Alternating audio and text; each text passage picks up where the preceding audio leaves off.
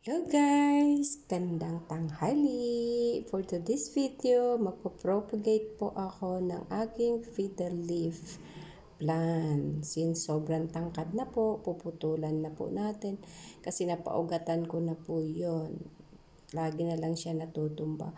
So ngayon, nagdidiktik po ako ng balat ng itlog para ihalo natin doon sa loam soil at saka ipa at saka itong balat ng itlog, pampataba din yan. Ngayon, titingnan natin ang aking fiddle leaf na doon sa isang sulok. Itinali ko doon sa isang halaman kasi lagi na lang siya natutumba. Sobrang tangkad na kasi niya. Binili ko tong fiddle leaf, mga 3 or 4 na dahon lang siya nung panahon ng after pandemic na. Kasi nung panahon ng pandemic, di ko po afford bumili. Yung 3 dahon lang po niya ay nagkakahalaga na noon ng 1,005. So, nung after pandemic na, syempre wala nang masyadong nabili. Kasi yung mga tao nakakalabas na, nakakapunta na sa mall, nakakapag-shopping na. So, wala na silang time bumili, mag-alaga ng mga halaman. So, since wala naman tayong pang-shopping, lagi na naman tayo nasa bahay lang. So, naisipan ko, bumili nitong fiddle leaf. Binili ko lang po itong online, mga 3 hanggang 4 na dahon lang siya from Tagaytay. Yan. Hanggang sa ngayon, nagkaroon na tayo ng fiddle leaf na matangkad, na mataas na pangarap ko. Kailangan na natin palitan din ng paso dahil sobrang liit na niyang paso. Ayan, may pinaugatan na ako. Ayan, may lupa.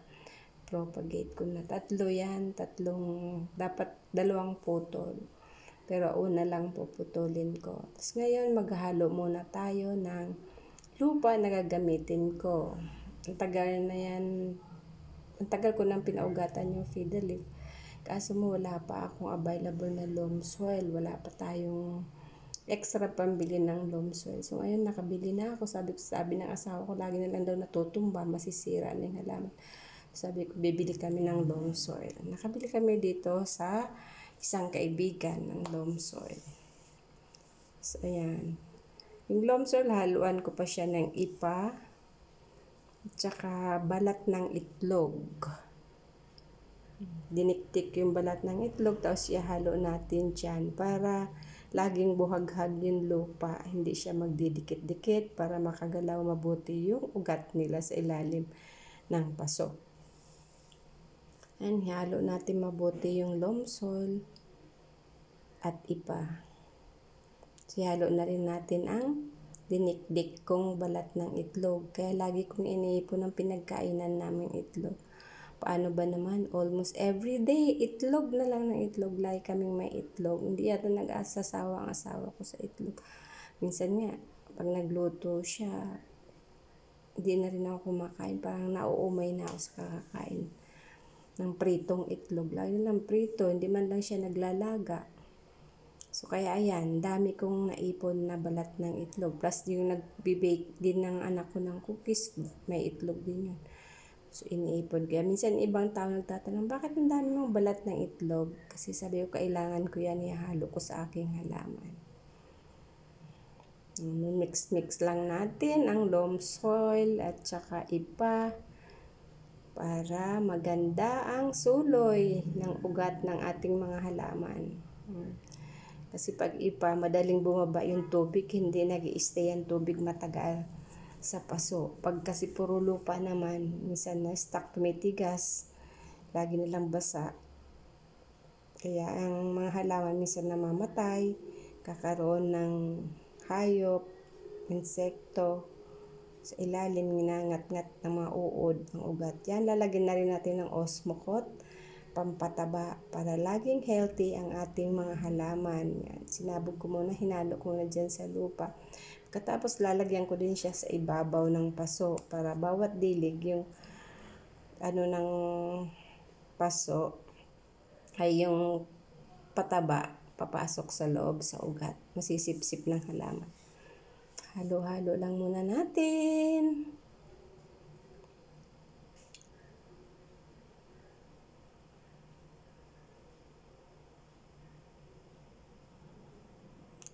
Kasi itong mga nakaraang araw, wala akong time mag-ayos ng aking mga halaman. Kasi syempre sinusubaybayan ko pa yung aking mga anak, lalo na ang bunso ko. Baguhan pa lang sa college. Tapos napakalayo pa, nasa Quezon City. So laging malimit, sinasamahan ko pa siya doon. So ngayon, medyo okay na siya. Marunong na siya bumiyahe. At pati sa pag-intindi ng pagkain, okay na din siya. So, every 2 weeks na lang ako dadalaw sa kanya. Ayan, lalagyan na natin ng lupa ang ating paso. Lagyan natin sa ilalim na nasa 1/8 ng paso ang lupa. Kasi bago natin ilagay yung ating halaman.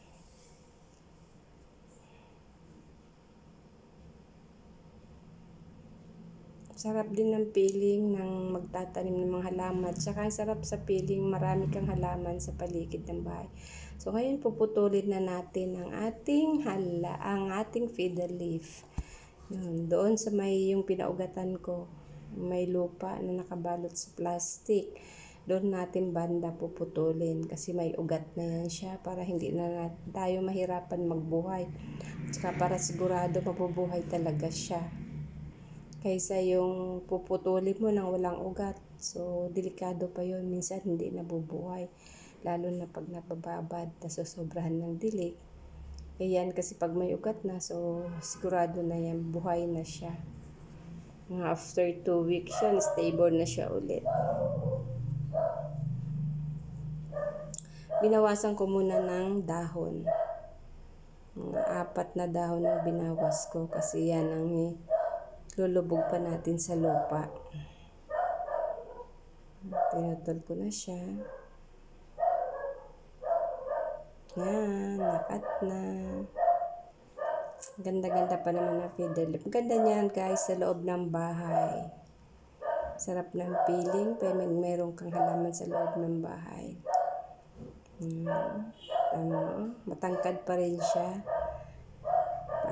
Tagal-tagal ko nang na-propagate yan, pinaugatan, pero hindi ko agad na itanim kasi so, dumagdag na ang dahon niya. Pag naman puputulin ko dun sa gitna, alangan naman, so hayaan na natin. Total, malaki naman ang paso na ginamit ko. So maganda na yan dyan. Inalisan ko muna ng plastic doon sa may ugat. Dyan. Yan ang ugat. Lalagyan ko muna pala ang sugat, yung mga ginupit kong dahon at saka yung pinagputulan, lalagyan ko siya ng cinnamon para daw hindi mabubulok ang mga sugat at saka hindi magkakaroon ng fungus, mga bakterya. So, kailangan lagyan natin ng cinnamon yung mga dahon na inalis ko, yung pinagsugatan at saka yung ilalim na pinagputulan, lalagyan natin.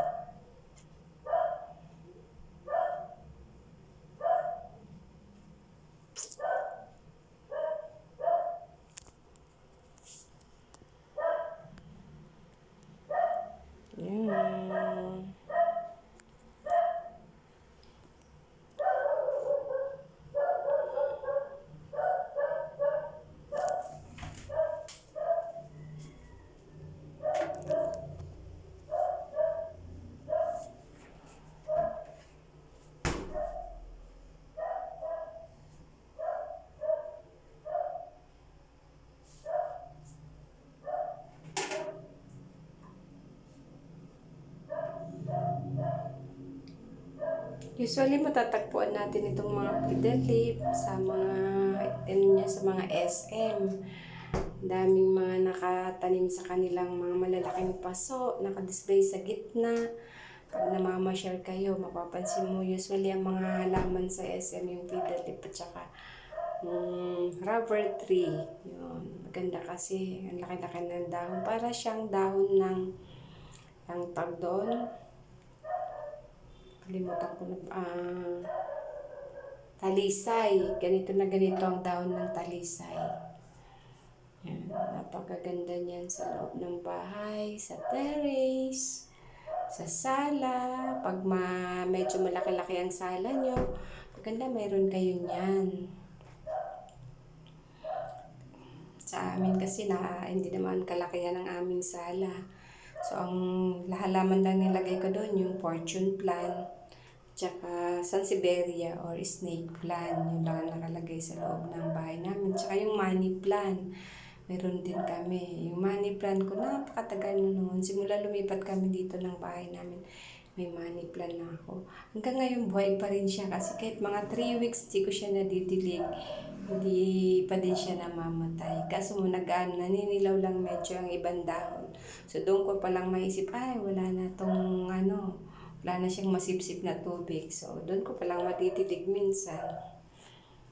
Sarap-sarap sa pakiramdam ang marami kang halaman sa paligid. Diyan, okay na. Yan na po ang ating feather leaf plant. Napakaganda niya. Papaliguan natin kasi medyo maalikabok ang dahon. Yan. Ganda ng dahon niya. Ang dahon niya ay makunat na parang plastic.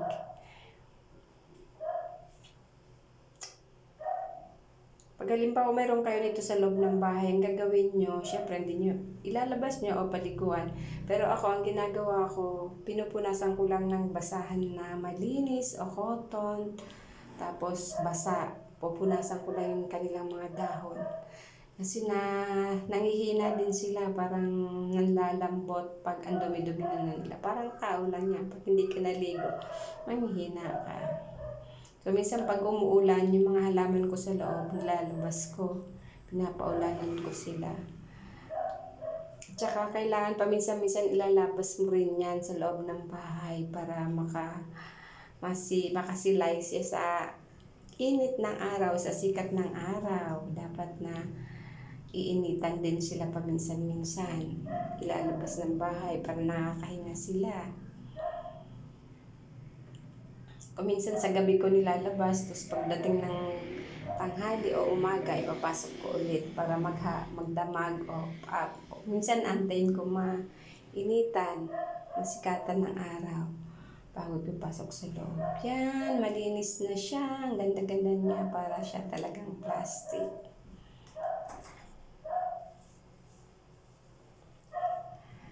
Yun lang guys. Thank you so much for watching. Bye-bye and God bless everyone. Happy Plantita!